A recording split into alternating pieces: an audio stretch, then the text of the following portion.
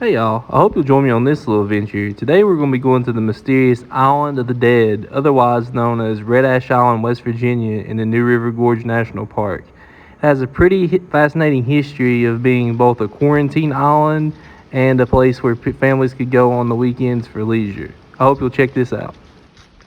Leaves are starting to change around here. It's still green for the most part, but you can definitely see some leaves on the ground up here, and you can see all the trees are starting to turn. It's gonna be beautiful. Can't wait to see fall, and I'm looking forward to it. I'm looking forward to talking about spooky stuff too. That's one of my favorites. So here in a few weeks, it'll be about that time. So this is actually all national park land. It goes for miles up and down the New River Gorge. Anybody can come out here, and I think you can primitive camp, and they have some designated campsites here and there. So it's a beautiful place. So you should definitely come check it out. This trail that we're on used to be an old railroad bed that serviced all the coal communities down through here, and they stick the rails up. It's nice and flat, and it's easy to walk on, so anybody can really walk on it. People love the whitewater raft on this river, and you wouldn't catch me whitewater rafting for any amount of money. People are super brave. I can't do it. I love the kayak, but I like flat water and shallow little riffles. I could not do that, but so cheers to you guys that can do that. Saw some cool stone walls and stuff over there from the old Brooklyn coal camp back there, so we might have to stop up there when we come back through and eat some lunch and talk a little bit.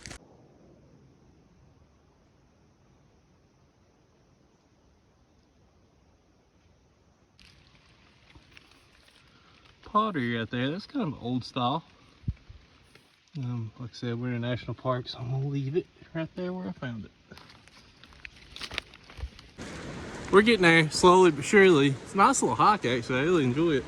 I figured we'd talk a little bit about the history of this area and why this is here and stuff. In the late 1800s, a bunch of coal speculators came in. They found vast deposits of coal in the gorge and up on the hillsides. So they started making towns, little coal mining camps and such like that. But anywhere they could find flat ground. As you can see, we're kind of hemmed in by the mountains here. And there's cliff lines and stuff all up through there. In fact, there's one up there, a big one. I'll show you here in a second. But so anywhere they could find flat ground, like almost everywhere else in Appalachia, they built little coal towns, and they'd find mines and stuff like that. So there's hundreds of these little tiny towns if you look on the map from about that time, and they just sprang up, and the whole thriving villages, coal company stores. So we just passed Brooklyn back there. We're going to Red Ash down here, so when we get there, I'll let you know. There's a better view of them if you can see it. Well, we made it. The island should be just right over there. We're going to try to walk over here. It looks like there's a little goat path out here. We're going to try to get over to it, and we'll see what we can see. So as you can see, it's called an island, but really when it floods and during high rains, this channel kind of cuts it off from the mainland that we've been up here. So you can tell the river's been through here before. All the rocks, and there's some standing water down there. So this is the island right here. I think it composes 12 acres, and we're going to try to go find the grave sites of some of the people. Here's the back side of the island. We crossed up towards the top where we can get by, but as you can see, it fills up with water and rainwater through here in a pool, so it technically is an island. I forgot what they call islands like this, though. There's a specific name for it, but we're definitely on the island right now. So I just encountered some of the graves here. As you can see, some of them are not even really gravestones. They're just little tiny rocks sticking up, indicating where there's a burial. There's one. There's a little one right there. Some more right there, a little one. Little field stones. Here's one that's kind of more pronounced over here. Two of them sticking up. That one and that one. So I know that there's some marked ones with markings. We're going to try to get to them. Here's the tiniest field stones right here. You can barely even see it. It's sunk down so much. I don't know if it's that tiny or the mud's kind of, and over the years, kind of pushed it down more, but there's a little one right there.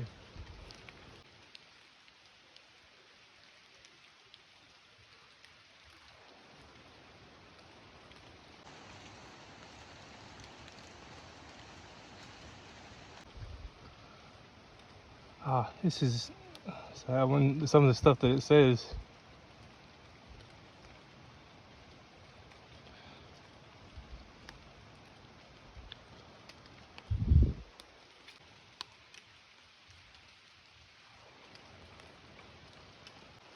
Here's a very crude grave. You can see somebody's put stones all the way up through here.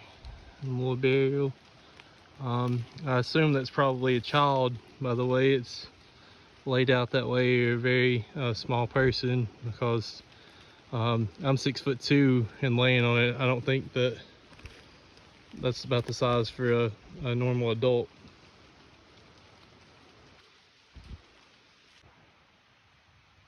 I think this poor little girl died the same day she was born. I couldn't imagine. I teared up when I first got here reading the little message below it, and I got 2 baby girls, and I could not imagine. It's very sad, but her parents obviously loved her, and I hope that they lived and just thought about her. So here's another little baby grave from 1927. Fred McAllister.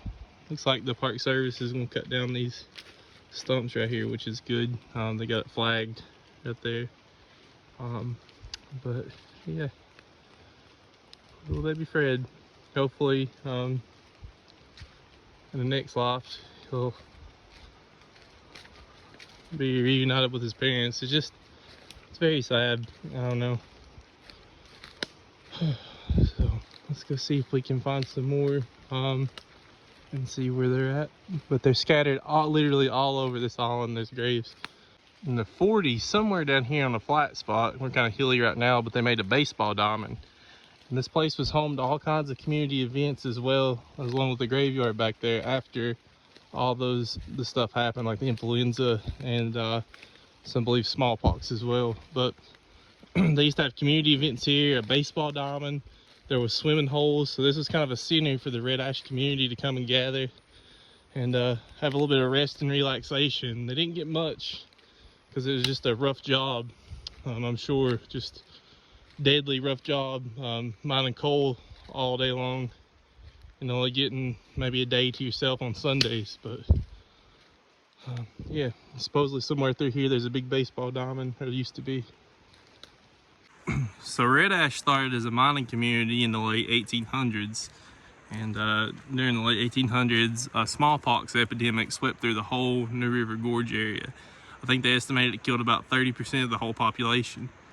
So they had a hospital at Red Ash, but the doctors wouldn't accept any patients who had any kind of diseases like smallpox or any kind of like probably malaria and stuff like that other patients could contract. So they thought it'd be best to put them on this island to quarantine until they got better or died.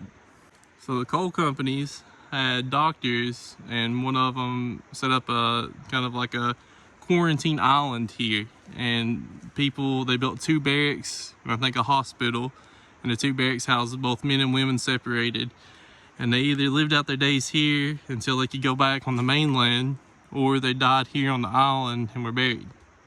They said that the smallpox epidemic lasted for about 5 years, and then that the buildings that they had on this island, they just kind of tore down. The coal company did.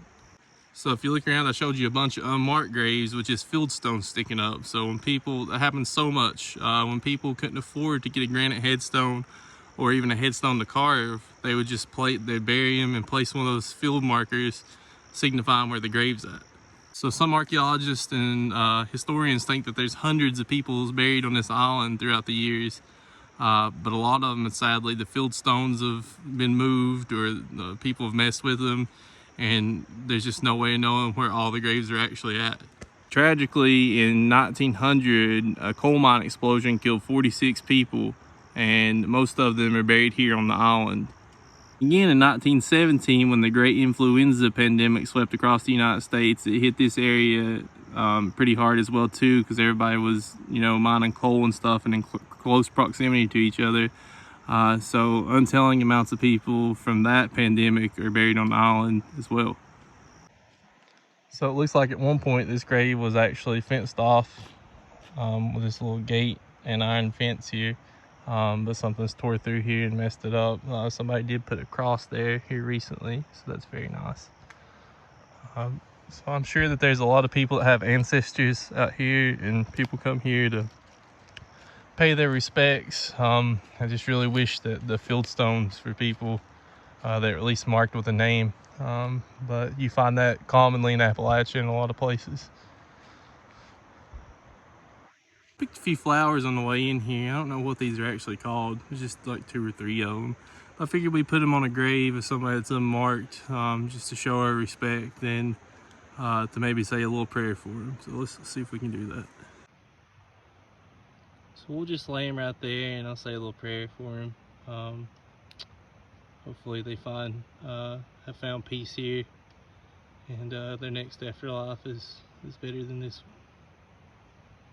I thought this place was going to be very spooky when I got here, but it just turns out it's just a very peaceful, somber place. So definitely come visit and check it out. And there's a lot of cool stuff on this island. And say a prayer for the people that are buried here, if you believe in religion, or even if you don't.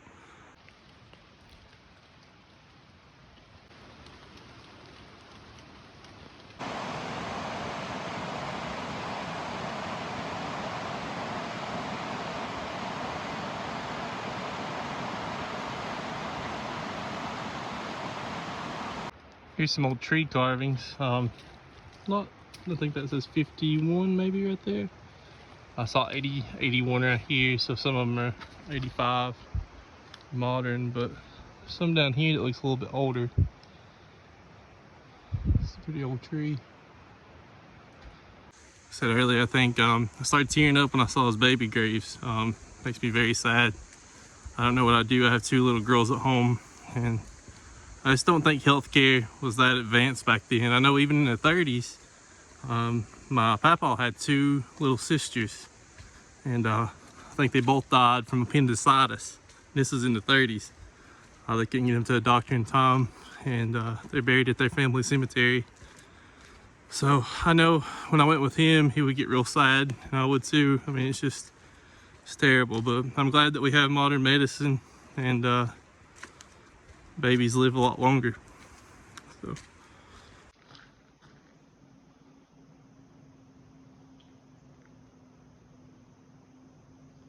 The woodpecker up there on that tree doesn't like me being here. I don't know if you can see him. He squawked at me. But here's this house. I'm not sure if it was like a residential house for the miners, or if it stored something for the company. But it's pretty cool. All these stone blocks been carved out. Must be a chimney in the center or something, or it might be a storage room, I don't know, but I love seeing stuff like this. It's super cool.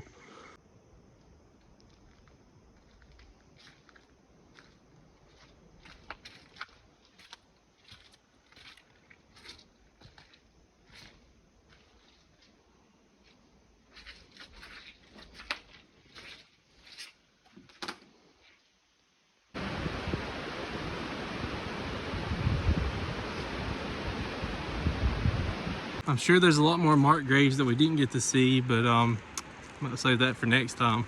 Bring somebody here. So we're reaching the northern tip of the island, so we're gonna get back on the trail, head out, try to get a picture of the river or 2 down here, and we'll go from there. I really appreciate y'all joining me, and look forward to making a bunch more videos when I have the time. And thank y'all for coming along with the ride. We'll talk to you in a little bit.